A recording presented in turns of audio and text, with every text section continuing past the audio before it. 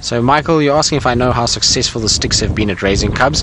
Well, the answer to that is, in the time that I've known them, pretty horrific. As I was saying, they've really had a tough time of it. They've had a number of coalitions come through, and they've just really battled to keep their cubs alive. So when I first started, there was 11 adult lions in the Styx Pride. There was, well, when I say adult, there was a couple sub-adults and a sub-adult male. The sub-adult male then went off on his own, unfortunately ended up with a dislocated hip and a very badly injured face, and he unfortunately succumbed to those injuries. And then since then they've really struggled to raise any cubs. There's been one young female that's been raised, and other than that, nothing. They've lost pretty much the majority of their cubs, and this hopefully will mean that there's going to be a little bit more success when it comes to cubs this year. Hopefully we're going to end up with a situation where we get some little ones making it, and this kind of strengthens the pride, because at the end of the day the 3 females are all fairly on the older side. They're not young individuals, and so, you know, it would be nice if we get some females that last, and that the continuation of the Styx Pride can happen, and we end up with the pride rebuilding and becoming the strength that it once was. It's sad when I see the Styx Pride. I always feel sorry for them. They've really been battered hard. They were first hit by the Mpochos, then they were hit by the Majingalans, then the Matimbas, and then after that the Birmingham. So they've really gone through a lot of male coalitions, and that's all since 2010. So in 7 years they've dealt with 4 male lion coalitions, and if you work out that cubs generally are only kind of adults or left alone by the males between 2.5 and 3, you can work out very quickly that 4 coalitions in 7 years means that they've just not had time to raise any of their cubs before the new males come in and kill all those cubs. So they've really struggled, and I'm hoping that this is a bit of change of luck. The Birminghams are young males, they've done really well, and so I'm pretty sure that we're going to be in a situation where they hopefully will be able to survive and to be able to grow and become big adults, and once again build the Styx Pride into a powerful force that it should be. But look at the size of the belly of that little cub that's lying down. Like I say, his belly is bigger than it is tall. Basically, it's just round and big, and you can see a little bit of callousing of the mange, but it's actually, like I say, a lot better than the last time I saw these little ones. They're looking really in much better condition.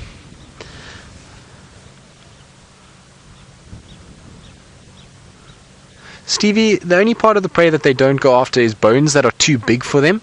So sometimes leg bones and vertebra, and then also the stomach content itself. So they won't eat the rumen of this animal. But otherwise, everything else is fair game. You'll find that they'll go after rib bones, they'll eat the hides, they'll eat organs, they eat any of the meat. Obviously they'll eat the eyes, they'll eat the ears. You can see she's actually busy feeding on the ear at the moment. I think that was the last bit of the ear that went down the gullet just now. So pretty much everything other than the big bones that they really battle to be able to consume. And then of course the hair they also don't like to eat, so they'll try and pluck the hair and get rid of that so they don't have to deal with that. But this wind is really not dying down. I thought it would, but it seems to be just carrying on and really going a bit crazy still. So I was hoping we would see the end of it this evening, but that doesn't seem like it's going to happen. It seems as though we're going to be punished by wind a little bit longer, and we're going to really have a rough night of it in the end of the day. It's not going to be as pleasant as I thought it would be. I wanted it to be a nice, beautiful, calm evening, because that would have been a wonderful way to... So, Lou, you reckon a bush kite and go fly it?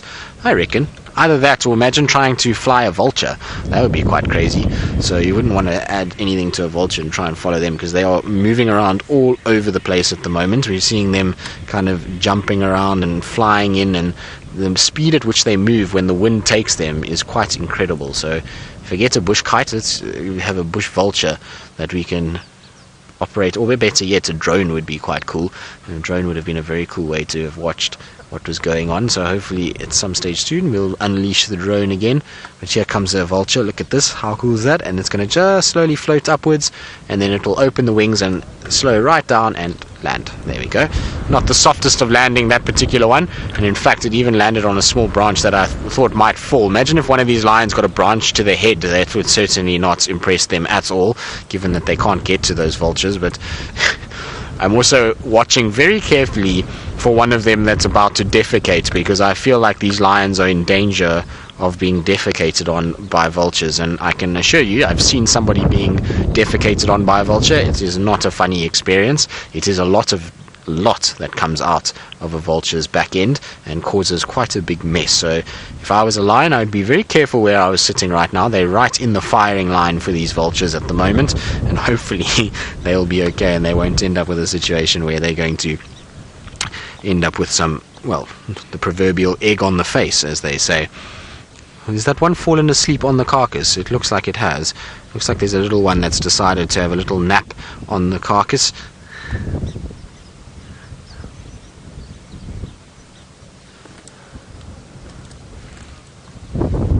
Nancy, you asking if vultures ever make their own kills, or do they wait for others to do it? Well, Nancy, they pretty much are scavengers. They do not kill things for themselves. I've never seen a vulture kill anything. Most of the time, well, 100% of the time, they are scavenging off carcasses of other individuals. So they're going to things like this, lion carcasses or animals that have died, and then feeding off those. So they are scavengers out and out. They're not designed to be able to feed on the wing or to be able to catch their own prey items, and so you'll find them pretty much just going from carcass to carcass. And you must remember, there are a lot of carcasses in the bush. There's a lot of things that die regularly, and there's some really large carcasses. So things like elephants and hippos and buffalo, when they die, that's food for a long period, and sometimes those don't get found by lions if they die of natural causes, and the vultures can have an absolute field day. So there's more than enough for them to survive as scavengers out here, and it's unfortunately why their numbers have declined somewhat. But look, I love how the hooded vultures run around. Like I say, they're the most brazen of all of them, so they'll try to come in here and see if they can steal a little morsel from somewhere.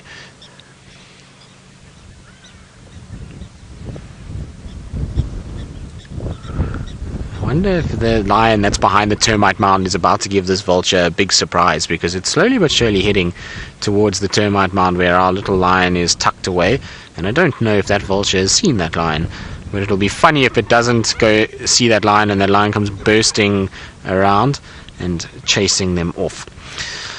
Right, but unfortunately we're going to have to start moving on, because there are others that want to come into the sighting. So I'm going to leave the Styx Pride now, let them finish off their waterbuck kill, and we're going to start heading across towards the Nkuma Pride, so hopefully that we can get the Birminghams roaring as the sun sets. But while we do that, let's go back to Brent and his feasting lions all the way on the other side of Africa.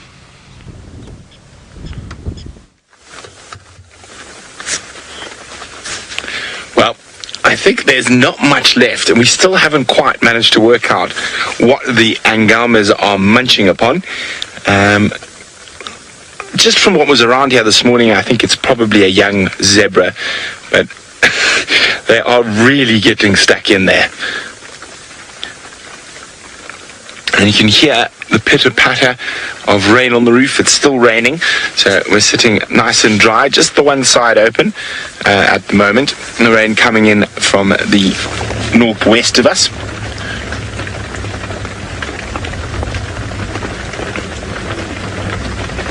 And I think these lions might not get all they need out of this meal. The cubs will probably do okay. The females might be a little bit hungry still afterwards. Oh, I saw a poof there.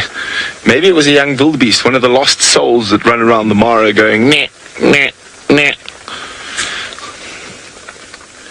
It is absolutely wonderful that they did manage to catch something. Oh, little one, what are you whining at? Still hungry, Mum? Still hungry? I'm too small to get in there. All the big ones are in the way. Oh, although that belly is so big, I don't think it could fit another morsel in. Look at it wobble as it walks. Sweetness.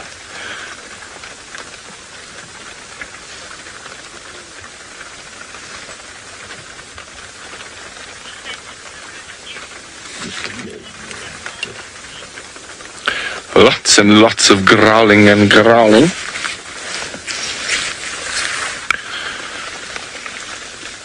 What has he got? Maybe we can identify. Oh, we're not going to identify what animal it is from a lung. It is a lung, though, I can tell you that much. Well done, mister. A whole lung to yourself. Quite a sizable lung, actually, so maybe it was something a bit bigger than we thought. The lions were just quite hungry.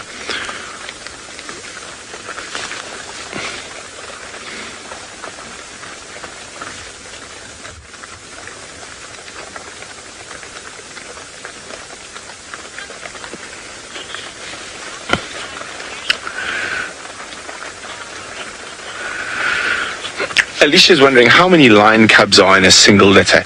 Your average is between 1 and 3. The largest litter ever recorded, if I remember correctly, is 8, and that was from in the wild, which was in Nairobi National Park in Kenya. So generally, the average lion litter size is between 1 and 3, and the largest litter ever recorded is 8. And that was in Kenya as well. Now, remember, for those of you who might not believe, we are coming to you from a rain-soaked Masai Mara, 100% live, so you're witnessing this at the exact same time as we are.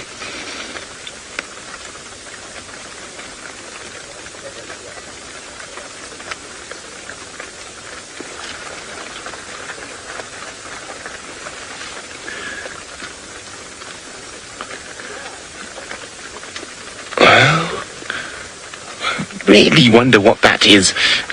It is quite a mystery what they are munching upon at the moment. I'm just trying to see. I saw a hoof there. I think it could be a wildebeest. There were a few wildebeest in this area earlier today. It could also be a zebra. I'm not 100% sure. And at the moment, I might ask Fergus to go poke his nose in there between the lines to see what's what. No, Fergus not hungry. Oh no, he could eat, just not with them. Oh, there's that one of the little ones with that very fat belly again.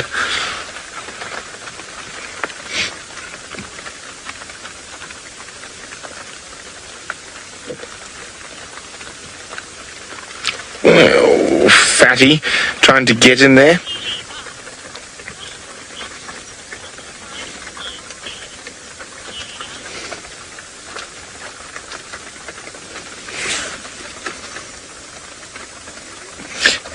Healy asking, what are the pockets for on the side of a lion's ears? I assume you're just referring to the little indentation like we have in our ears. It will be there to try catch certain sounds. And also they have quite a lot of hair in their ear to protect, but their hearing is phenomenal. Oh, speaking of sounds, you can hear a hyena in the distance. Whoop. Higher up the mountain, up the road that is the river.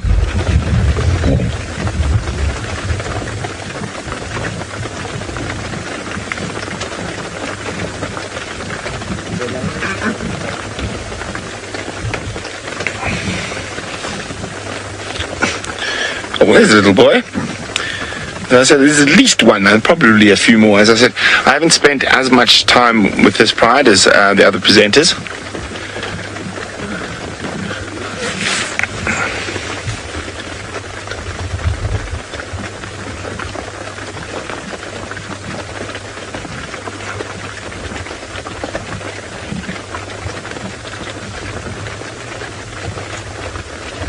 There we go.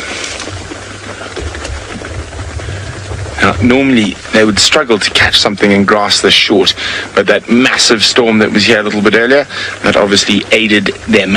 And the fact that they were able to sneak up upon whatever unsuspecting critter this was. I'm thinking wildebeest. I saw it look like a black leg and hoof briefly in jaws of one of the lions.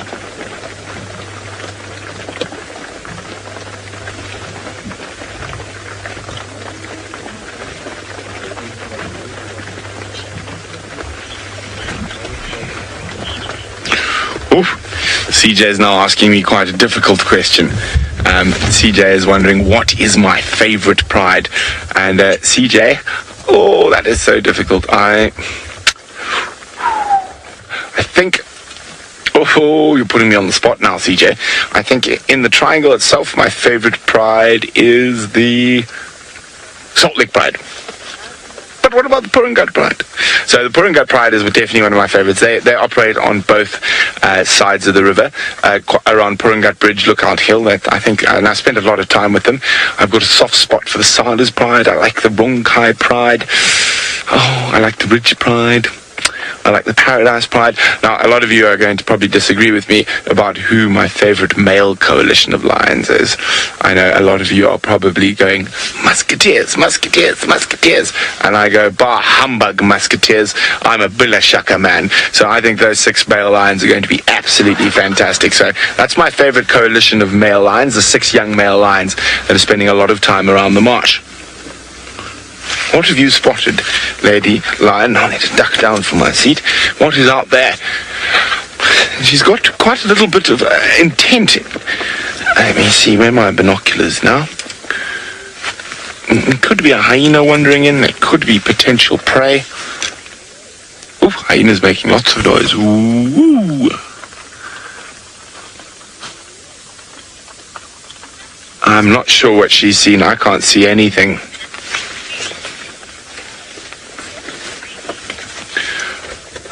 Riti is wondering if hyenas decided to charge in here and attempt to steal the meal, who would win the fight? Now, from chatting to the Mara lion researchers and the Mara hyena researchers, it generally takes about 3 hyenas per adult lioness. Sorry, 4, no, Mara is 5 hyenas per adult lioness. So you would need, there's 4 adult lionesses here, so you'd need 20 hyenas. So it's all a numbers game.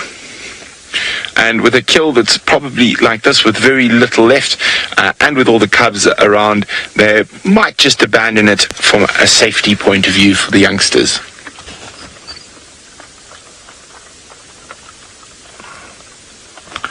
I have no idea what she's looking at. I'm following her eye line down towards the trees.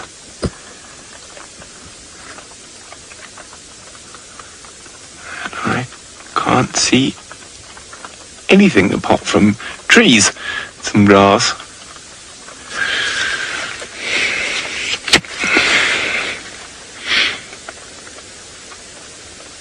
There we go. Time for a bath. Oh, there we go. They're pulling the carcass. We might be able to see what it is. Oh, bit of an argument.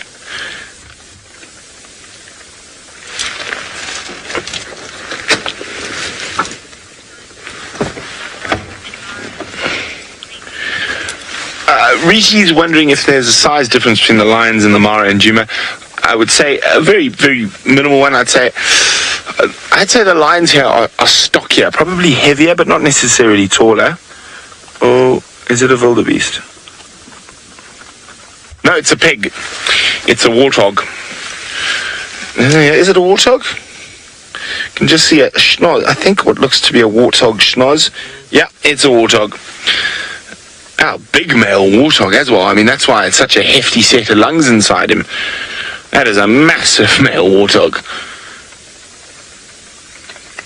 Probably caught the poor pig on its way trying to get down its hole.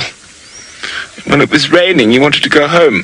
Or the amount of rain we had flooded the pig out of his hole during the rain and led him into lions.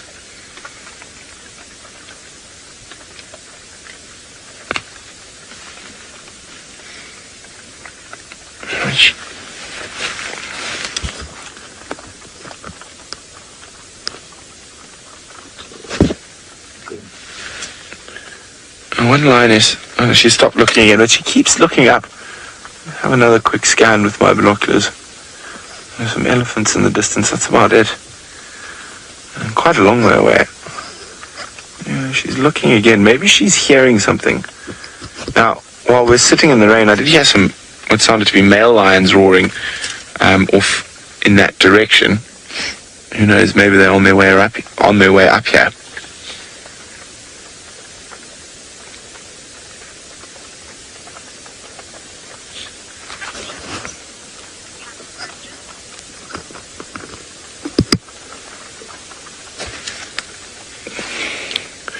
And it's a little bit less aggression. I would say there's almost 0 pork left on that carcass.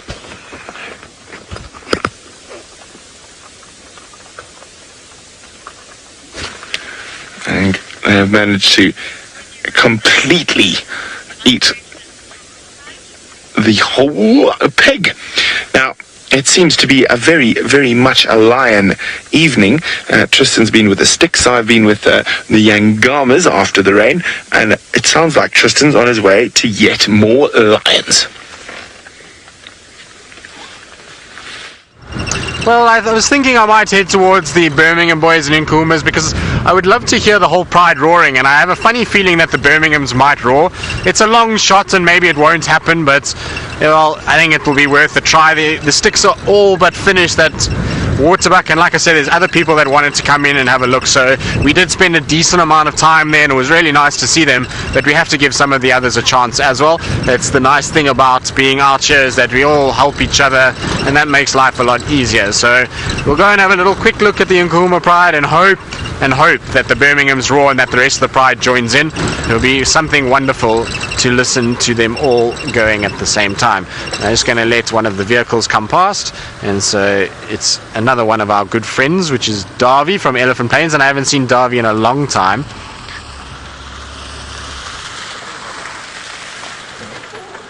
Hello, bud.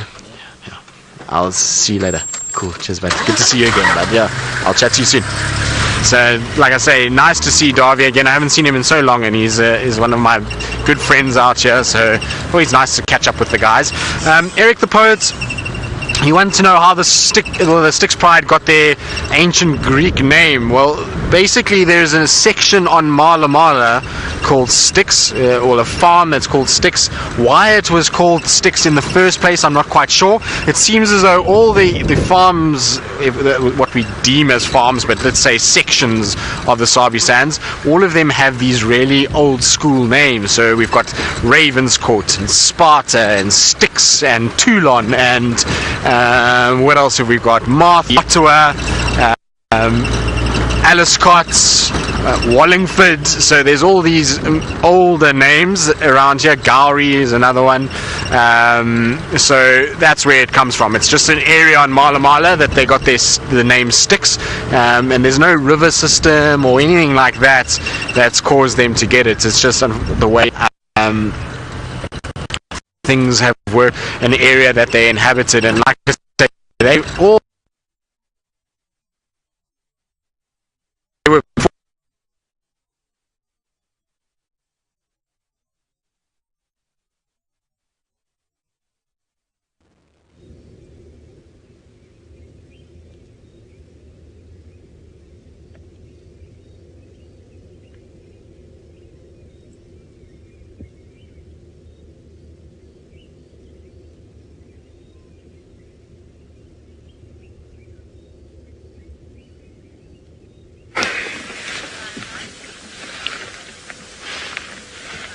Okay, well, we're back. Seems like Tristan's found a gremlin or two. So we're back with the Angamas, and they're starting to spread out a little bit from where they were munching on the warthog.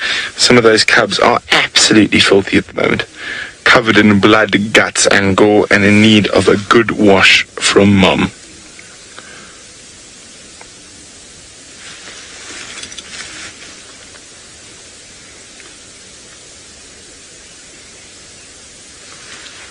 What is that cub scene? Is there a hyena on their way? It doesn't look like it.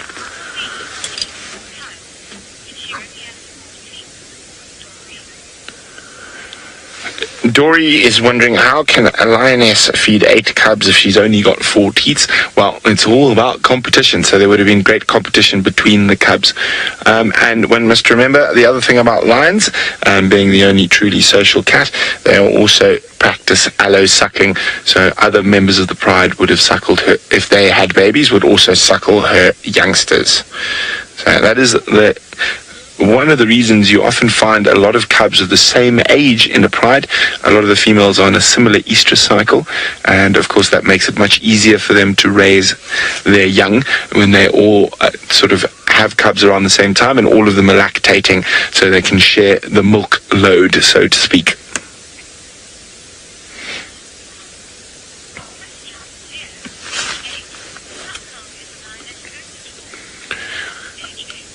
Hello, Leah, who's 8 years old. Leah's wondering, how long is a lioness pregnant for?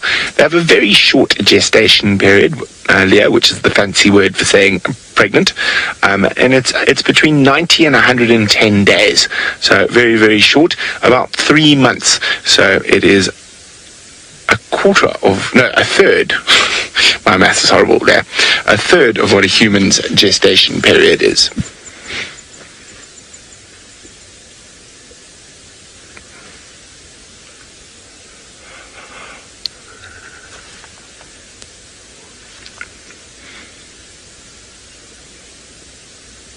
It seems like we have no more pitter-patter on the roof.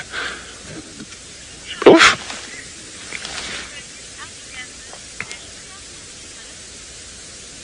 So Philip's wondering if a mom died, would other members of the pride let them suckle?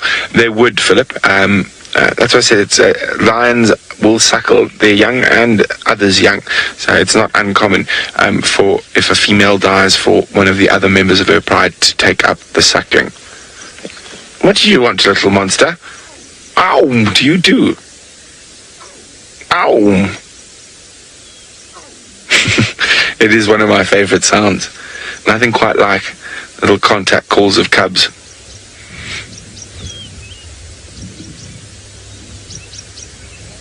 Oh, playtime.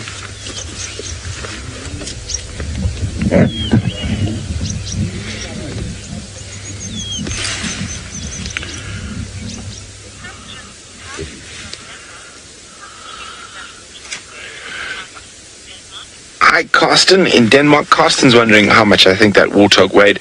Probably over 100 kilograms, Carsten. A big male warthog can be a very hefty beast. And actually sometimes quite a dangerous animal to take down, even for the lions, because of those incredibly sharp tushes, the bottom tusks that rub up against the top tusks, and they can be as sharp as a razor blade.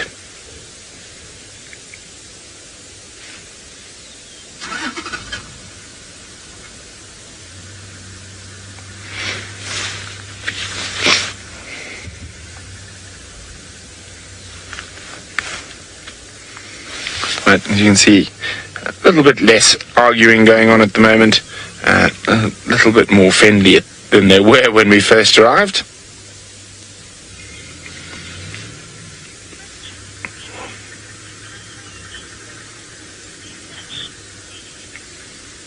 Now Reggie's wondering, do they eat bones or only flesh?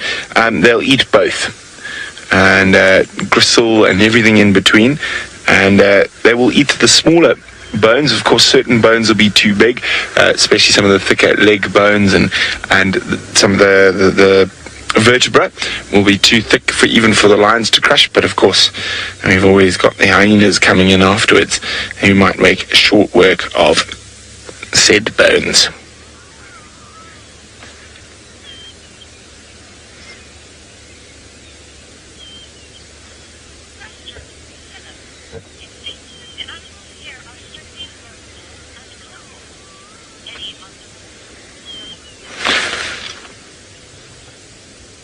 Philip is wondering, it says, it seems that the animals out here are strictly herbivores and carnivores. Are there any omnivores? Indeed there are. There's quite a lot of omnivores, Philip. Wait, what was that?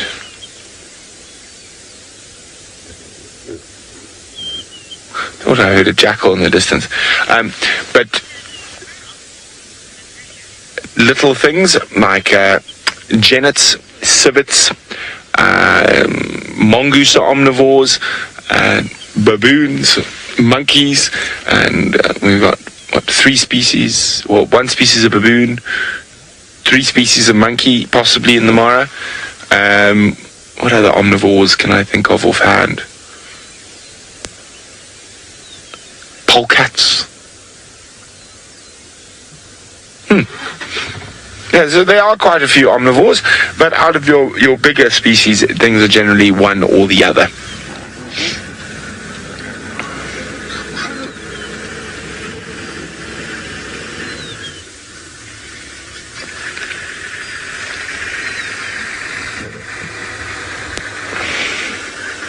So it is getting a little bit darker. we're going to have to switch to infrared quite soon.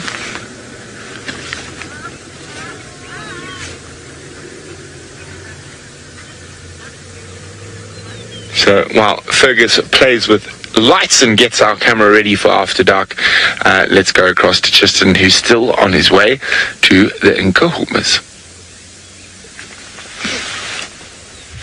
I am still on my way, Brent. I'm meandering. I'm potting about, enjoying Juma and the lack of wind that I feel on this road. It's a little thicker here than where I've been driving. I was on the main road, Gari Main, and it was gusting and cold and horrid and bouncy and bumpy. It was really not very pleasant. So it's nice to be in a bit more of a thicker area and a little bit more of a smooth road. Not that this new road is any smoother than Gari Main actually, but it feels a bit more, I suppose. It's not as corrugated, at least. It's a bit bumpy, but it's not as corrugated as what we saw or what we had on Gari Main.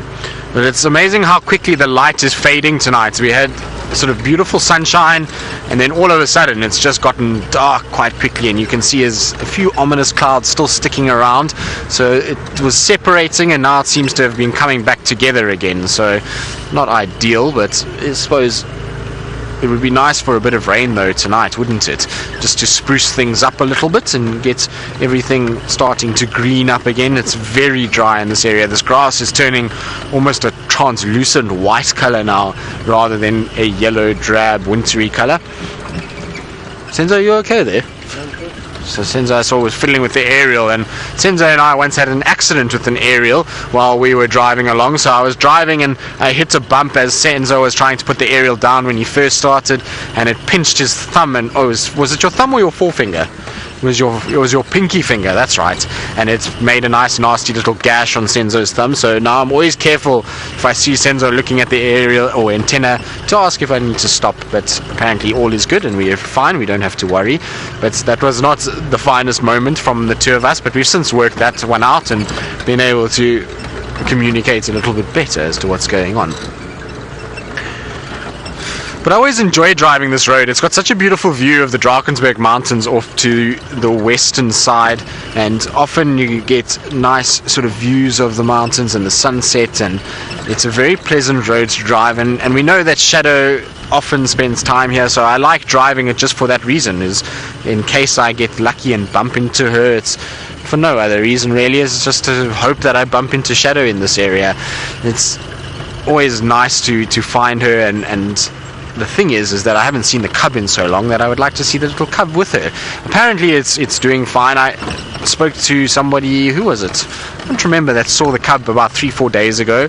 So apparently it's doing okay, and it's still with Shadow, so that's all good news. And she seems to be out of the sort of most dangerous period, so I would imagine that Shadow should theoretically raise this one to adulthood. I say should because poor Shadow has the worst luck in the world, and so hopefully she'll be okay and she'll get her cub into adulthood, and we'll see another little female out and about on drive.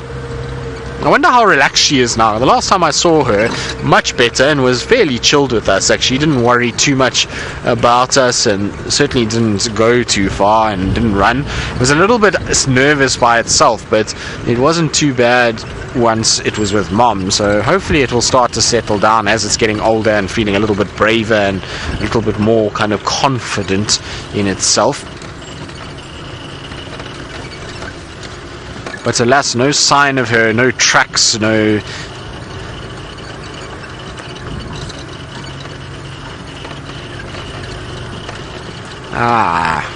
So Christine, my favorite season in the Sabi Sands is now happening as we speak. We're going September, October, November, my favorite time of the year.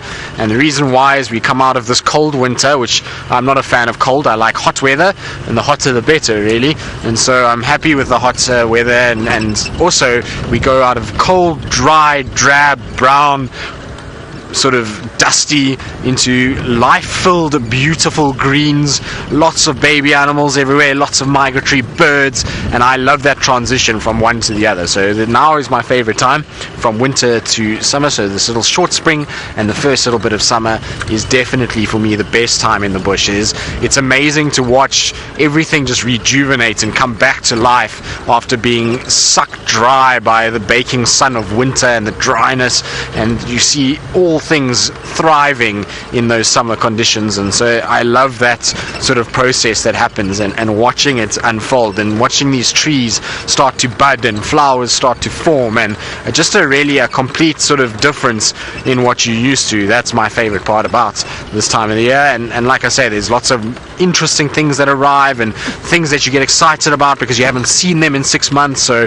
it's an excitable time, and everybody kind of gets into the spirit of it, and you find people start betting on when we're going to see the first baby impala, when we're going to see, the first Wahlberg's eagle, when we're going to see the first woodland kingfisher. And so it's just, there's lots of anticipation and lots of great things that come, and there's things to look forward to.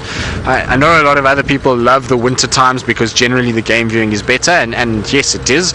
It's much easier to find a lot of these animals because they spend a lot of time around water holes, but at the end of the day it is not as pretty, and there's certainly far less to look at in the winter than there is in the summer. In the summer I love it because there's so much to see and so many new things. We get new insects, new plants. It's really quite nice.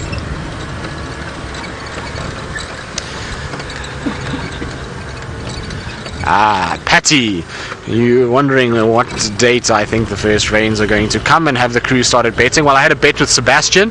I can't remember the exact date. I think he said 8th of October and I said the 27th of September. I think that's about right. Maybe somebody can remind me of what I said. So I said 27th of September, and the deal was that it has to be a solid rain. It can't be a little 1 millimeter or 2 millimeters of rain, because we measure our rain in millimeters. So it had to be a really solid, so 20 mils. 20 mils was the cutoff, Lou. So we need Lou and Megan to get involved, and today's the perfect day. Lou, Megan, what are your predictions for when the rain is going to come? And Senzo, when do you think the rain is going to come? You're going to be the last one. So we have to wait for Megan and Lou first. Okay. No, you can't now look up on weather apps and things in FC. You've got to come up instantly. It's got to be a quick answer, because I'm now here standby, which I know what that means. Megan, 2nd of October. And Lou, the 18th of October. Okay, so 2nd of October, 18th of October, 8th of October for Sebastian, 27th of September for Tristan, and 10 of October. So I'm the only September boy. Watch, let's see the space. It's going to be interesting, and it's got to be a 20 millimeter or more rain that we get in this area. Hopefully it's going to be sooner rather than later. I wonder if anybody else wants to predict. Hashtag Safari Live predictions. When we're going to get our first rains. 10 of October. 10 of October. You winning. What's the bet, Senzo? What are we going to give each other? Okay. We can get you some more socks if you want. Some nice socks. Yeah, we can buy this. Or we can bet a 6-pack of apple juice. Maybe a 6-pack of apple juice to the winner. There we go. All the rest of the crew has to everyone has to get a 6-pack of apple juice to whoever wins out of the crew. Each one 6-pack. Senzo's date, Lou, was the 10th of October. Sebastian, the 8th of October, if I remember correctly. And then me, the 27th of September. So we'll note those all down. I don't know if Brent wants to take a stab at it. Not that we'll get our 6-pack of apple juice anytime soon, because Brent's going to be in the Mara for still quite some time. And so I doubt that they'll even make it past his tent if he did have to buy them. So hopefully we'll leave him out of that one for now. And the Mara, we'll guess, if you had to guess rain in the Mara, you just say later on tonight at this rate. So Senzo's having a bit of a laugh behind me. But I would imagine, I think we're going to get it sooner or later. This build-up in heat that we've had, it can only mean that we're going to start getting rain at some point. It's got to, at some point, start to come to fruition. Are you, Mike? You will? Thanks, buddy.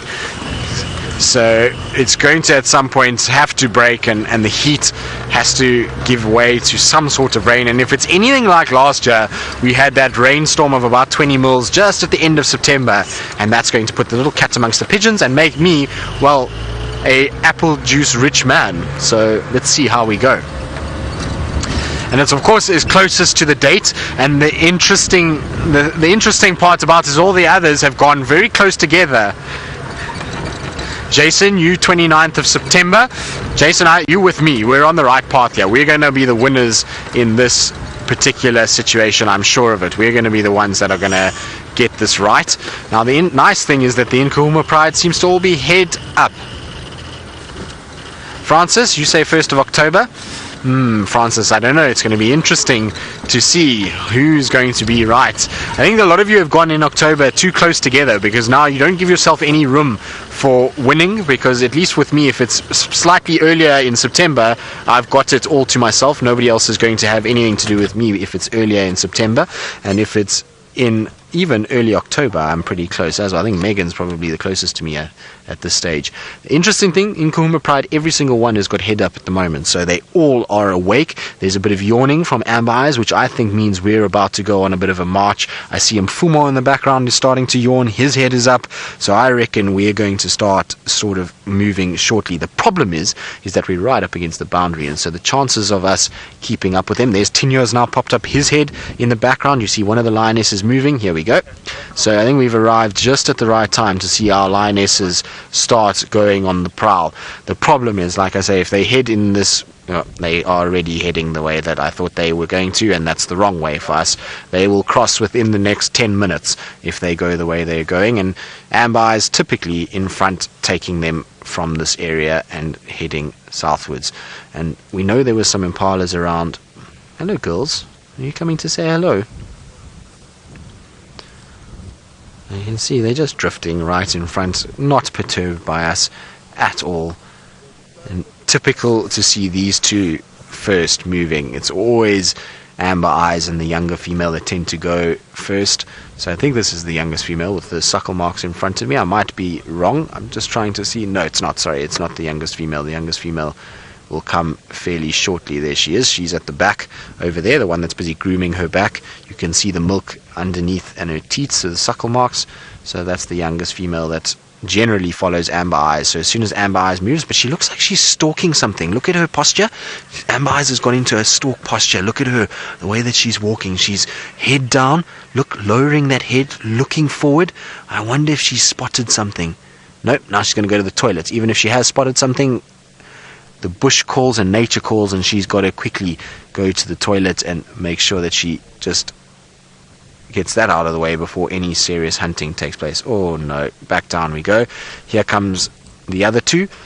So they're coming, and I think here comes the injured female. So you want to see how she's walking. If you didn't believe me that she was walking fine, even though she's got that injury, she's got a little bit of a limp, but otherwise that is not a bad walking gait at all. She's walking better than what I would have thought she would have managed with an injury as horrific as that. She really is doing a lot better than I would have thought, but it is a nasty injury, that, and hopefully it will heal, but it looks horrible. You can actually even see the muscles as she moves past us. It really is sore. Ow, that's not very pleasant. Shame, my girl. That must be very painful. But the fact that she's not limping is absolutely incredible to me.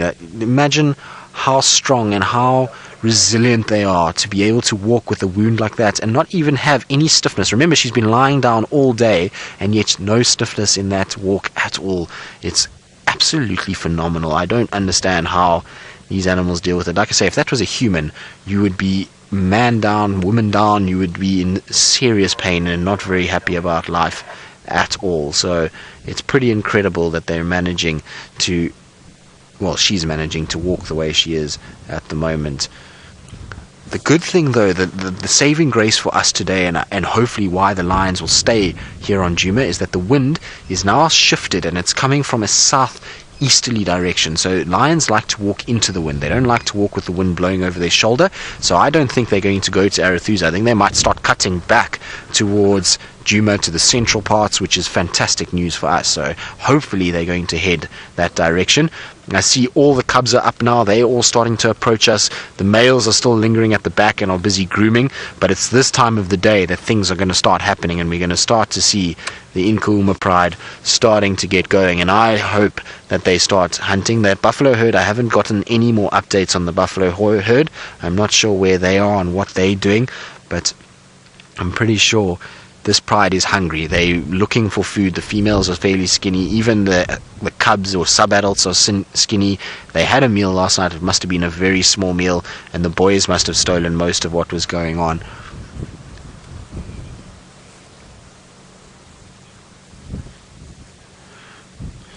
Cindy, Tennessee, you're asking if there's any prey animals that are more nutritious than others.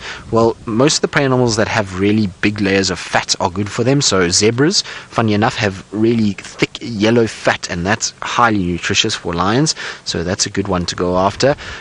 Healthy buffalo are a good one, but unfortunately not many healthy buffalo around anymore, and droughts have really hammered them. And so then the only other one that's really nutritious meat is hippo, and hippos are very difficult to bring down. So I would imagine a situation that hippos are going to be fairly tough to find.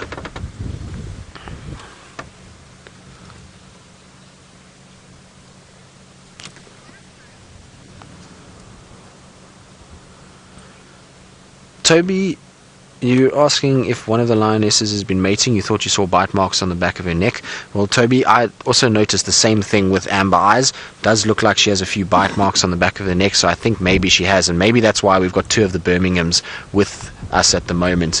These boys are obviously picking up that there's some sort of estrus cycle somewhere here, and that's why they're coming into this area.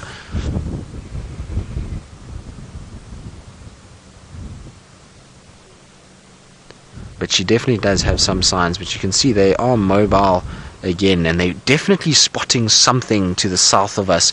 Maybe that impala herd that we saw earlier today that is there. I didn't see any when I came in, but I could be wrong. Maybe the impala herd is somewhere and they're going to start stalking. Look, you can see there's some intent in what they're doing, the way that they're stopping, the way that they're staring. They're looking very, very intently to the south, so maybe there is something in that area that they're seeing.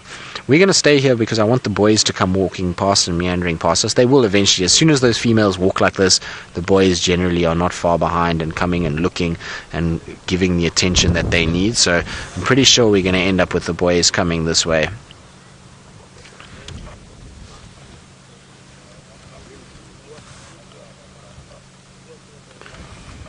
Ermi from Germany, you're asking if I'm able to identify the floppy-eared cub. I am not, unfortunately. The reason why is because when I got here, the floppy-eared cub's ear was alright again. So I believe it was a younger one. So it could be that one that's further back there, but I'm not 100% sure at all. I know a lot of the viewers know exactly which one it is, and maybe they'll help us out, but I'm not 100% sure at all which one it is.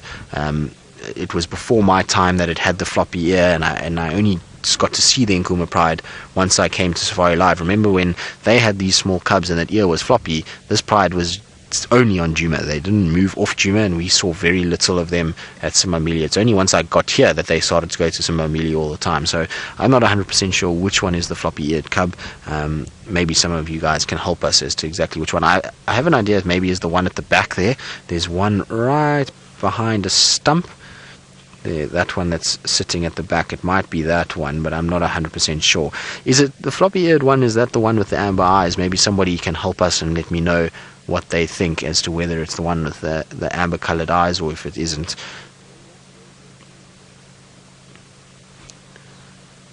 But the lionesses are stretched in a long, long line now. They're all looking around. I think we're going to see the boys coming shortly. I don't think the boys are going to let the females get out of sight. There's Tinyo is just having a sneeze in the back. There comes another one of the sub-adults.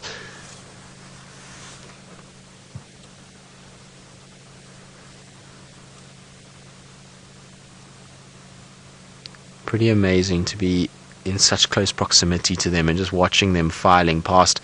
Here comes the last of the cubs, and I reckon then after that we're going to start to see the boys rolling past as well. See Mfumo is starting to yawn.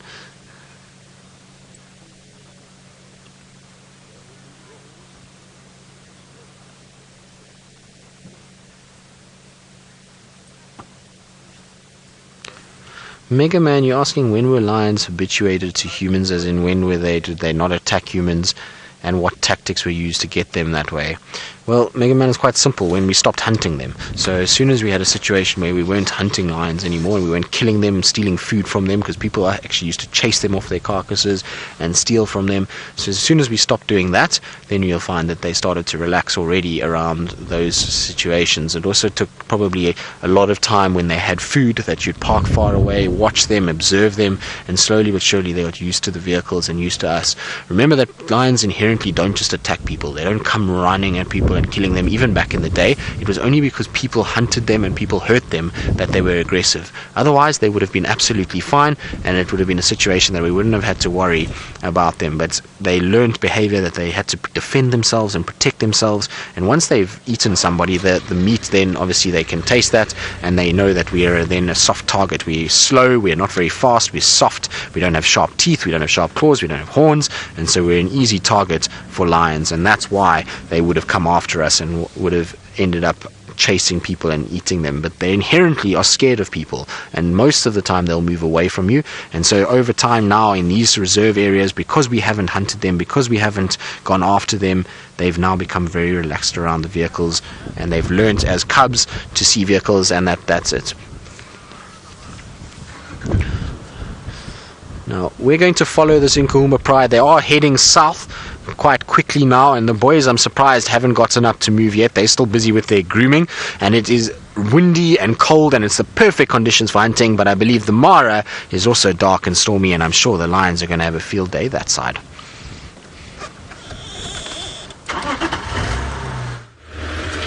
Oh, welcome back, everyone. So the road that was a river is now a stream, and I'm trying to negotiate my way up the stream. Oh, frog! Don't make life difficult for me. And you'll see that I'm not in color. There's a reason for this. Ferg's got it in that low light setting, because if we put on the light, it reflects off the windscreen and I can't see where I'm going. Not that I do much of a good job when I can see where I'm going. But, well, there we go. We're driving sideways. Very, very slippery, this black cotton soil. So we left the lions. They're still munching on the last of the warthog, but we can see another big torrent of rain coming towards us, and we don't want to get properly caught there, because I think this road has deteriorated enough, and too much more, there's not going to be much of a road left.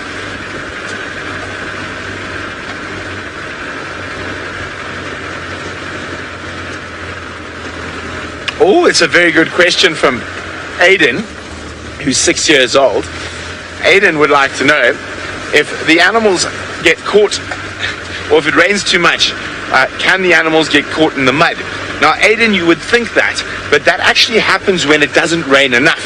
So what happens, the water holes will dry up, and the animals are so desperate for a drink that they'll go into the mud, and then they get stuck in the mud. When it rains a lot like this, the animals will stay away from the mud, because there's lots of little puddles of water everywhere where they can get a drink. Oh, hold on. So they don't... Oh, hold on. Sorry, Aiden, I had to just concentrate on driving there for a second. Still concentrating. There we go. Through we go, the mud. So it's actually the opposite. So when it doesn't rain enough, the animals get caught in the mud.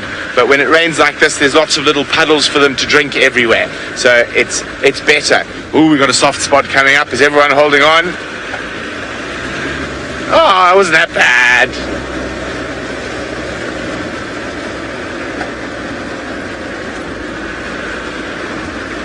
Hi, Lucy. Lucy says, when you get this much rain, how long does it take to get absorbed into the ground? Well, Lucy, the one thing that amazes me, it absorbs surprisingly fast. Now, certain areas, of course, will hold water for a long time, but if we get a bit of sunshine tomorrow, a lot of the roads that we haven't been able to drive on today, so for example, where we saw the cheetah this morning, should be completely passable by tomorrow morning. Now, there will be certain areas that are soggier and wetter than others, but it does dry out quite quickly. But there's a very high water table here in the Mara, so even a little bit of rain and that water table gets a little bit higher, till even certain areas that we've been spending a lot of time in now, where we've driven around no problem whatsoever, in a couple of months will actually become an impassable swamp. So a lot of the area around hippo pools and that is actually during the wet season a swamp. So what I think is happening now is this year the small rains have started early, and after chatting to a lot of people who spent a lot of time in Kenya, they say generally when you have a very dry year and the big rains don't deliver what they normally do, the small rains come early, and it has definitely come early this year. The small rains are normally in November, December, and so what are we now, in September, October? Ooh, so very early. It could just be a little bit of rain, but it's going to be interesting to see whether this rain continues through into the small rains. Traditionally, one of the driest times of the year, when I say dry, I'm not talking like Sabi Sands dry, it's just that it doesn't rain nearly every day or every second day, is January, February, in between the small rains and the big rains, and then when the big rains come, it's March, April, May, and then it lessens off again in June. But unlike the dry season of South Africa and the Sabi Sands, where you've got two very distinct seasons, you've got a wet and a dry season. Here you have a less wet season and a very wet season. It's also the altitude we're at. Places in South Africa at high altitude will also get a lot more rain.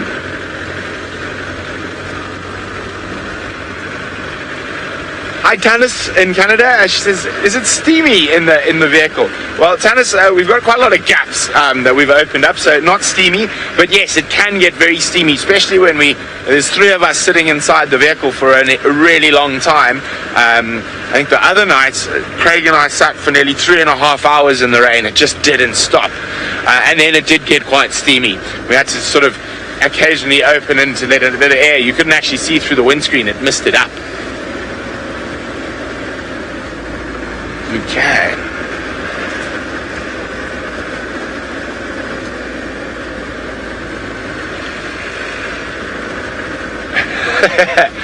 Kathy would like to know, has the tarp ever caved in from too much water? No, it hasn't, Kathy.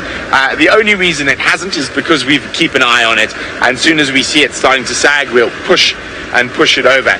Now, we are redesigning the roofs, and actually Paka has got a redesigned roof, and slowly all of our vehicles we're learning out here. So by the time big rains come, we will be so sorted and waterproof in our tent cars that we won't have to worry.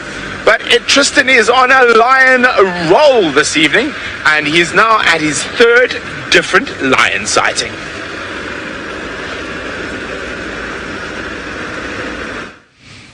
Well, not our third different lion sighting, Brent. It's part of the Nkuma Pride. It's just Tinyo slowly striding behind us.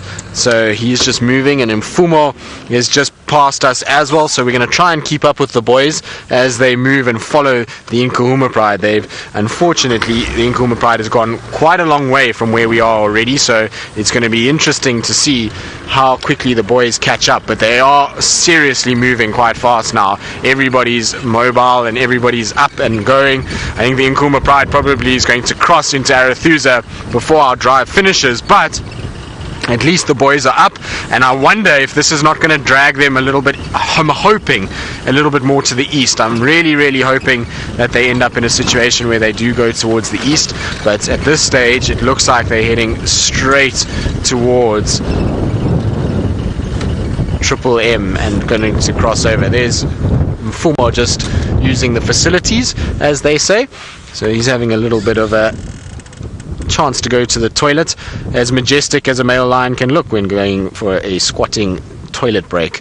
But it's nice with the light. You can see the sort of light just shining on him as he's moving along, and Tinyo will join him in the next, probably I would say 2 seconds, and Tinyo's just behind him, maybe not 2 seconds.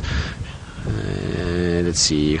Nope. Mfumo is done, and then Tinyo coming now. But look how big these boys are looking. They really are filling out quite extensively now. They're getting massive in size. So it's amazing to see just how much bigger they've gotten in the last little bit.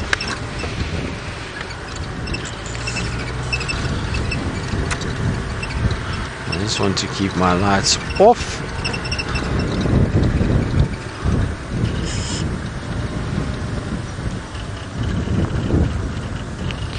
So look how they've got noses down, they're sniffing, they're scenting, they're trying to work out where are these females, where have they gone, and look at how fast they're walking. It's a much quicker pace than you would generally see. These two don't want to lose this pride. They groomed themselves for too long. The pride ended up getting away from them a little bit, and now they've got to try and get back to where they are, and so they're striding out as only male lions can do. They really are kind of moving at a rate of knots at the moment, much faster than you would typically see males, and you can see why the Birminghams can cover so much ground. If they are walking in this fashion regularly, then you know why they cover the whole of Juma in the space of about 2 hours sometimes, because these guys are walking seriously fast at the moment.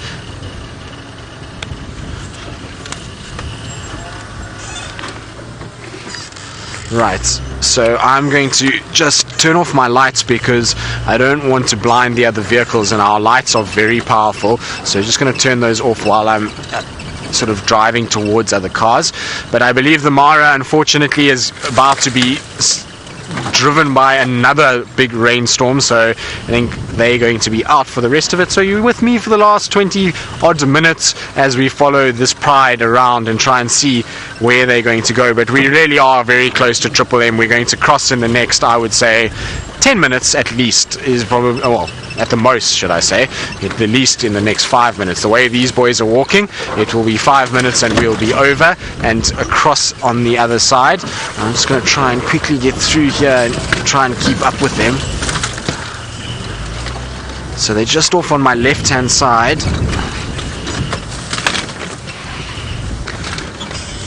Oof, they are moving very quickly though. So there they go, striding, and you can see why it's being difficult to keep up. Noses down to the ground, trying to sniff for females.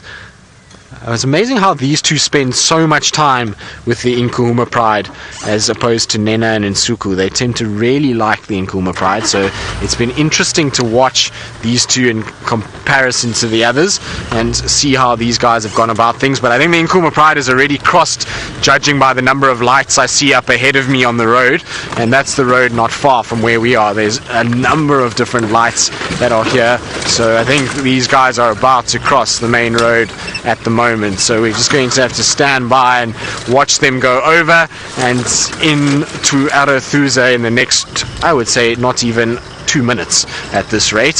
So unfortunately that's going to be our lions off. I was hoping we would have them for slightly longer than what we've got now, but it seems as though they are on one mission, and that's to try and get towards Arathusa. Maybe they're heading towards Red Dam, and that's why they're heading in this direction. I'm not quite sure, but you can see here is the main road, and they're about to cross it in the next 2 seconds. So I'm going to just quickly turn my lights off.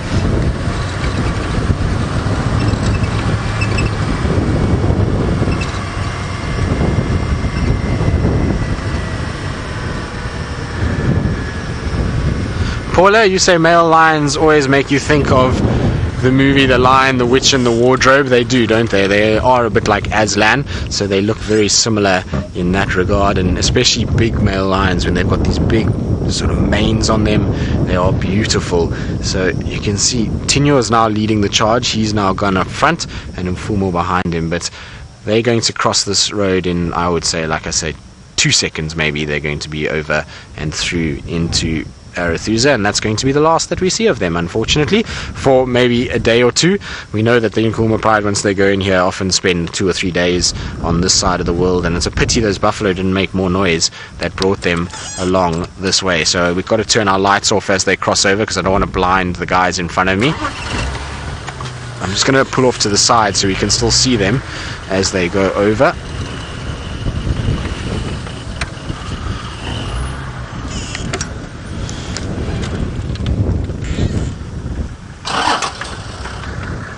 But there we go. Monique, you say please roar for us, boys. Unfortunately they got left behind by the pride, so they're not going to roar now, and they've crossed over. That's the last view we're going to get of them. I've got to put my light down given that the guys want to come past, and so that's it for us. Unfortunately, Nkuma pride gone, Birmingham's gone, And, well, it's going to be 20 minutes of trying to find something else. Hopefully we'll get lucky with another interesting sighting somewhere. I'm sure we'll find some owls, or maybe some nightjars, or jennets, or something like that.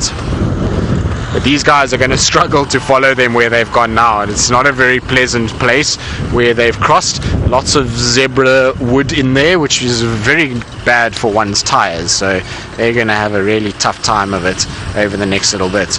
Cheers, buddy. We'll see you later.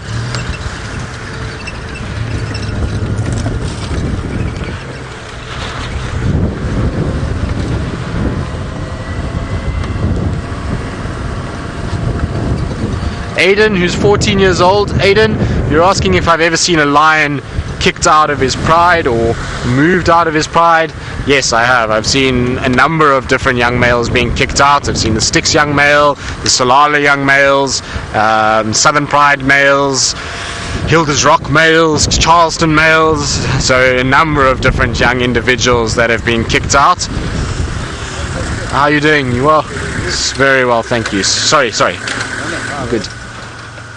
Unfortunately, they've crossed over. They've gone. Yeah, so they're all gone over, unfortunately. Yeah? Yes? Yes? It's just alphas that killed an intruder, basically. Yeah, so it's breeding season now, so they go after the hornbills. That's breeding season, so they go after any intruders that come in. So it dispersed from another flock, and that's why they've killed it. Yeah. It's pecked it to death. Yes. It's pretty crazy. Anyway, sorry guys, I am live, so I'll chat to you soon though. Nice to see you though, and have a good evening and enjoy. So I was just quickly chatting to some of the guys that follow Safari Live, and they were asking me about the crazy hornbill sighting that we had of the hornbills killing them. So there we go, there was a viewer question, live, but live. So there we go. Kind of just quickly had to satisfy them. And sometimes, you know, when people are out here and they watch the show and things like that, it's always nice to interact with them, and we try and do it off air, but since it's just me this evening, that's why I had to just quickly answer them quickly about the hornbills and why they were killing each other. And as I was explaining, and so for those of you who don't know what I'm talking about, the ground hornbills that we have on Juma, they killed another ground hornbill a few days ago. And basically what happens is at this time of the year we have nesting season and breeding season, and so the alpha pairs within a ground hornbill flock get very, very territorial, and they get very kind of nervous of other hornbills being in the area, and they get quite angry if other hornbills are around. And then you'll get a situation where if any intruder comes anywhere near, they're going to try and go after it and try and get it out of there. And sometimes, though, generally they just chase it away. They don't really actually get hold of it, but for some reason they must have gotten hold of this bird and they just pecked it to death, which is not a very pleasant way to go. I would imagine being pecked to death by ground hornbills seems like a very unpleasant way to be handled in life. So there's a few impalas up ahead. I'm just going to turn off my lights so I don't blind them.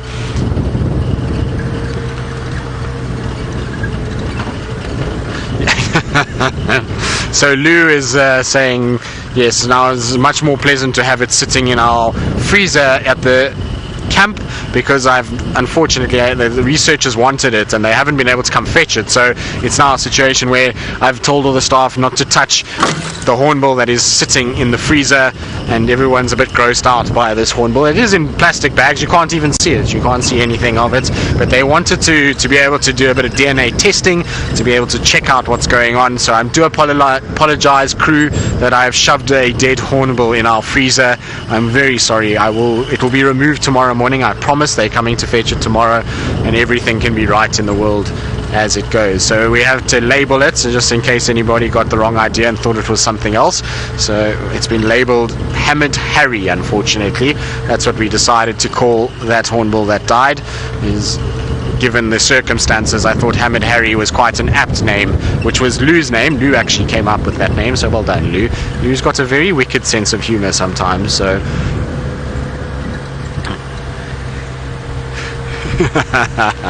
so Lou's laughing at me saying that I'm naughty for bringing it up. Well, it's true. It's exactly how it is. You can't shy away from your own traits. You have to embrace them and utilize them to the best of your abilities. So Lou's saying that's why she's behind the camera, not in front. Unlucky Lou, I've just brought you in front of the camera virtually through the digital world, so there is one of your secrets has been aired to the masses. Right, now I wonder if there's any bush babies around. James, you are thinking along the same lines as that I am thinking of at the moment. You saying, is it too much to ask for a last minute leopard? James, it's never too much to ask for a last minute leopard. In fact, last minute leopard is always on the cards and always something we're looking out for. And wouldn't it be nice, last minute shongile? That's what I'm going to put out into the air. So out go good juju all over the place. Come last minute shongile, out you pop. Let's see how you are and hope that she's doing well. That's what I'm going to throw out there. But I would love a last minute leopard. It would certainly end off a rather crazy drive. I don't think I've seen two prides of Lions and the Birmingham boys ever since I've been here in one afternoon, so it's really quite nice. Alexis, you've been wondering how Shongile is doing. I think you and a lot of other people, including myself, are wondering how Shongile is doing. We haven't seen her since her altercation with Thandi. We've seen tracks, and the other day we had tracks that came into Inga's, very small leopard tracks into Inga's, down Philemon's towards Treehouse, which is typical Shongile movement, and so I think she's around. I just think she's really playing it very safe and very cautious, so she's probably flying under the radar. You might find she's even shy of the vehicles at the moment. She's trying to just keep a little attention away from her as possible, and so she might just be hearing cars coming and then slinking off into the distance and trying to get away from us. So she might be around, but we're just not seeing her, and I'm sure she's just keeping a low profile, which is the clever way to do things with so many females being around. We know Thandi's been around, we've seen Shadow recently, we had Kuchava now. The best thing for her is just to be silent, don't sort of scent mark, don't call, don't attract attention to yourself, and try and just stay as hidden as possible.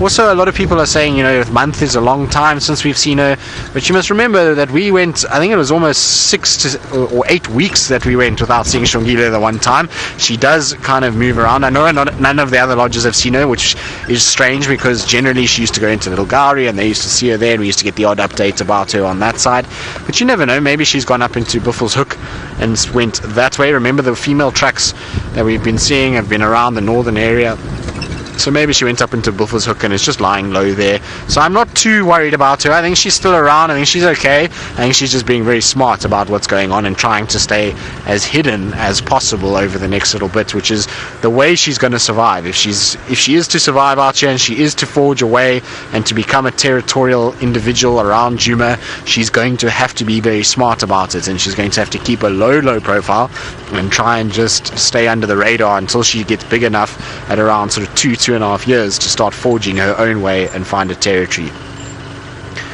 I mean, we know that Kuchava gets chased by Thandi as it is, so that's mom chasing daughter, so she's got a tough time of it to try and keep up and try and keep Thandi and Shadow at bay, and any other young females that come in. At the end of the day, we know Nchila's been coming in every now and then. Tiani made a run in here once, so there are younger females that are bigger than her that are also around, so it's tough for her. She's going to have a really tough time. We've said that from the beginning, that Shongile is going to have to be very clever and very sneaky in order to stay here and to become a part of Juma. So her fight with Thandi was unfortunate and it's not ideal, but she, as far as I know, didn't sustain any real massive injuries. When I left her, she was still very much fine. She was up in the tree. To climb up a tree would have required some energy, and so she's okay. I also, funny enough, met 2 guides from Londolozi today, and I had a chat to them about a female down there, and just to put people's minds at ease about how resilient animals are given the current climate with, you know, the Nkuhuma female and Shadow and Thandi and their injuries that they're all carrying at the moment. There's a female down in Londolozi at the moment, I can't remember her name, Nkuveni or something like that, who's got a very bad limp, and her whole leg is atrophied away. There's no muscle left. She's walking on 3 legs, so it's her back leg. But the amazing thing about it is they were telling me that in the last 3 weeks this leopard has killed something like 6 different bushbuck and has hoisted 3 of them into a tree, even on 3 legs. So it's amazing how resilient these animals are, how strong they are, and I'm sure Shangila is just fine. I'm sure she's just taking it very easy and being very clever, and that's the way it needs to be. And if we don't see her for a while and we battle to find her and she survives, well, I'm fine by that completely. I don't mind if that's going to be the case. Obviously I would like to see her and like to know that she's doing okay every now and then, but if it means that she's going to survive and become a territorial female here in Juma later on, and this is what it takes for her to get there, then I'm okay with her being a little bit on the shy side over the next little bit.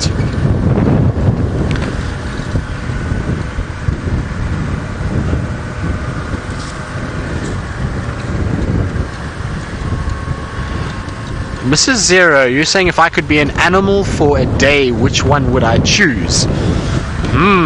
Interesting. Because that's a different one to being an animal for life. Oh, there's a little scrub here talking about animals, so while we look at the scrub here, I'll think about this.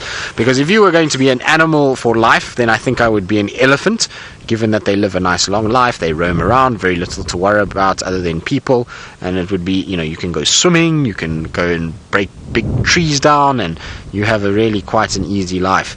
Look at how slinky this scrub here is in this wind. It's trying to keep its ears down. Shame. It must be a little bit nervous in this wind and battling a bit to hear what's going on. So elephant would be if I had to be for life. For a day, I think I would be something really random, just because I would love to know where they go. So I think I'd be something like an aardvark or a pangolin or a striped polecat or a caracal. Caracal is what I'd be. There we go. I've decided, because I have not seen a caracal in Sabi Sands and I want to know where they go and what they get up to and how to find them. So if I could be an animal for a day, I would be a caracal, so that I could know where they're hanging out and what they're doing and how to find one here in the Sabi Sands as our scrub hair disappears. So that would be my random animal for a day.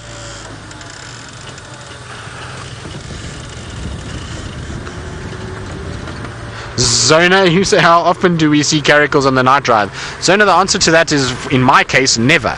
So I have yet to see a caracal in the Sabi Sands, and it's a sore point. I don't really want to go into it too much, because everybody I've spoken to has at some point seen a caracal in the Sabi Sands, except for me. I count myself very lucky that I have seen pretty much every other species of land-based mammal, because obviously there are bat species that are difficult to ID, and I don't think I've seen all of them that occur here. But in terms of land-based mammals, I have seen everything, even a striped polecat at Chitwa.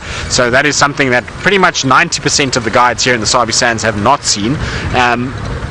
And so I count myself very lucky to have seen those, aardvarks, pangolins, various other animals that are considered rare. I've even seen a sable in the Sabi Sands. So the only thing that I have not seen is a caracal, and it drives me crazy because I've tried to look for them everywhere. As far as I know, here on Safari Live, we've only ever seen a caracal once, and that was by Taylor on Cheetah Plains in March, I think. Maybe March or April. Twice. And there was another sighting in 2008, apparently. Oh, there's a nightjar. Talking about nocturnals. Hello, little nightjar. And look how camouflaged that nightjar is. I'm going to shine my light, because otherwise you'd battle to see it. But is it a nightjar? Just go above my light a little bit. There it is. There it goes. Yes, it was a nightjar, but it was incredibly well camouflaged. And I was trying to show you the camouflage, but I didn't want to spotlight it too much. But it is now flown away, and unfortunately we can no longer see it. So that's not ideal. The problem with this wind as well is I haven't heard any owls tonight. I was kind of hoping we would find some owls at some point and be able to see them, but it's some reason none to be heard. I think the wind is messing with our hearing at this stage.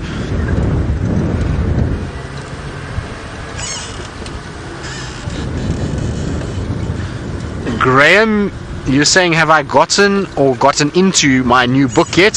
For those of you who don't know what Graham is talking about, Ali got me a new book, and it is basically the tracks of the invertebrates of South Africa that has just been released. And Graham, no, I'm waiting for Ali to bring it back from town. She's back on Wednesday, I think, so I'm going to get stuck into that book very quickly. And you say it's your new favorite book in terms of field guides, so I gather that you've got it and that you've gotten into it and that it is good. So I'm super looking forward to it, and I can't wait to utilize it and see it out in the field and to use it on bushwalks. I certainly will bring it out and show everybody what we're talking about, but it's going to be very cool. It basically focuses on tracks of spiders and grasshoppers and scorpions and snails and anything like that, and signs of them. So not just the tracks that they leave behind, but also the signs of those animals. So let's say the cocoons that they spin, the nests, any sort of eggs that they lay, things like that we can use to identify them. So I'm super looking forward to that book. I'm really interested to go through it. I know Steph is dying to get his hands on one, so is Taylor. I'm sure Brent wants to get one, and it's only just been released a few days ago. It hasn't been out for long, so I'm really looking forward to get into that. And then there's another book that I'm trying to get hold of, although it is a very costly book, and that is The Ants of South Africa. So thanks to James Richard, who sent me a link onto The Ants of South Africa. They are unfortunately quite expensive, and so I'm just trying to shop around a little bit and see if I can find one, but it looks also very cool. Well, Ants of Southern Africa, because I would love to know more about them. They're such interesting little creatures. They are phenomenally well organized, and I would love to learn more about them. So hopefully that book I'll be able to secure that. And then there's a whole host of other books that I want to try and get. In fact, I actually have an order that I want to place with FAGASA, which is the Field Guides Association of South Africa, which is for a whole bunch of books that I'm looking for, and hopefully I will get them soon, and then I will be able to share all of it with you guys as to what I actually see. Sorry, Impalas, I'll turn my light off. I'm so busy yakking and shining spotlights that I ran out of hands to be able to turn the light off on the Impalas. Oh, come on, Wendy. There we go.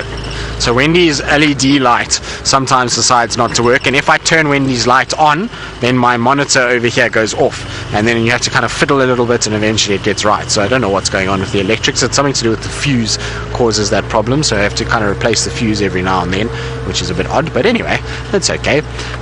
So there's a number of books that are coming my way, and I'm going to probably be a bookworm for the next few weeks. I've got to go now on my next leave in October. I unfortunately have to go and get a very problematic wisdom tooth taken out, so I've got a nasty sort of surgery that I've got to have, so I'm going to be bedridden, I think, or at least immobile, and so I think that's when I'm going to be into the books and having a look and checking things out and studying up for summer bushwalk season, and that's going to be a fantastic time. I'm really looking forward to it, and I'm sure there's going to be lots of interesting things to go through. But look at the dust as I'm driving from the wind. If I shine my light, you can actually see the dust clouds following me. You know it's windy when you drive and you're driving in your own dust cloud. It's not ideal for the sinuses, but it's quite amazing how the dust is actually being blown straight in front of me as I'm driving. It's not something that you see every day. It's certainly not something that I was hoping to have, and now I'm going to try and change direction so that the dust blows away from me and not into the car, because otherwise everything gets covered in dust. And like I say, up in the sinuses and in the eyes, and then you have watering eyes, and everyone thinks that I'm crying and when I'm not, so it's better to avoid such situations. Lots of impalas around on Quarantine Open. I wonder if we're going to get a little white-tailed mongoose somewhere around here. There was a white-tailed mongoose that hung around for a few days, so I'm hoping that the white-tailed mongoose is around. Now, Lou, if you can hear me, if you can speak so I can... There we go, that's better. Now I can pick you up again.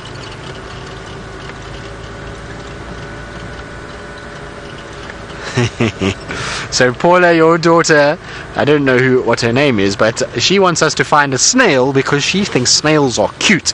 Well, Paula, I promise that I will find you a snail, but Paula, I have to wait for the rains. We don't have snails now until the rains come, so we won't see the snails at all. Big giant African land snails, they unfortunately only come in the rainy time, so I'm waiting for that to happen, and as soon as the rains come, I promise, Paula, that I will show your daughter a snail. Just remind me when the rains are around and I will most definitely do it for you. Now, sitting in the darkness over there is one of our stripy friends that I haven't seen for a few days. There's a zebra that is currently just sitting and staring and hoping to stay safe on quarantine.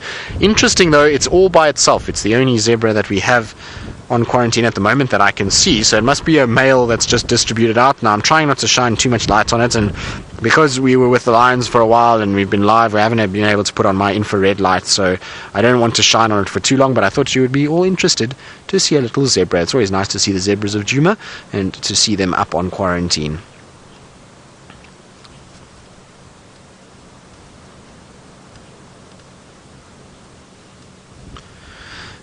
James, you say that we should start keeping track of our cat streak on Juma because, well, it's been a while since we've had a day without a cat. Most certainly, James, we've been really fortunate. In the time that I've been back, I've done one drive without a cat, but I've had cats every single day that I've been back, which has been pretty crazy. So apparently 5 days solid. That can't be right. It's got to be more than 5 days solid since I've had cats. I only think we need to recheck that, because I'm sure since I've been back it's been more than 5 days, and we've had cats pretty much every single day since I've been back, so it's been really great. And the nice thing is that we've had a variety. So the days when we haven't had leopard, we've had lions, and the days that we've had the lions, we haven't had the leopards, but it's been okay. We've been kind of looking out for all of them. We've even had a bit of excitement with cheetah tracks, so it's been really good. Now unfortunately it's that time of the night where we've got to say goodbye, so from myself and Senzo and a very wet Brent Smith in the Mara, it's been an absolute pleasure, and we'll see you all on the